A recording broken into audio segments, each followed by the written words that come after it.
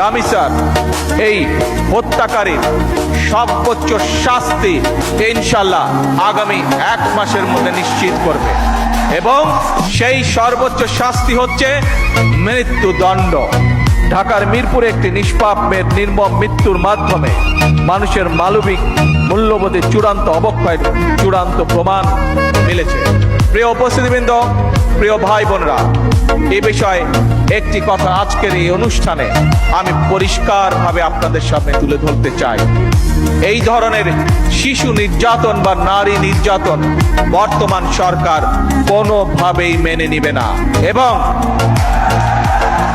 এবং বর্তমান সরকার রামিসার এই হত্যাকারীর সর্বোচ্চ শাস্তি ইনশাআল্লাহ আগামী 1 মাসের মধ্যে নিশ্চিত করবে এবং সেই সর্বোচ্চ শাস্তি হচ্ছে মৃত্যুদণ্ড,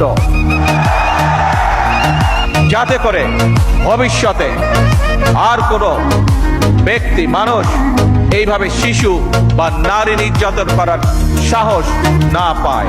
একটি নিরাপদ মানবিক রাষ্ট্র এবং সমাজ প্রতিষ্ঠা করতে হলে আমাদেরকে আইনের শাসন প্রতিষ্ঠা করতেই হবে। রাজনৈতিক সংস্কৃতির পরিবর্তন ঘটাতে হবে।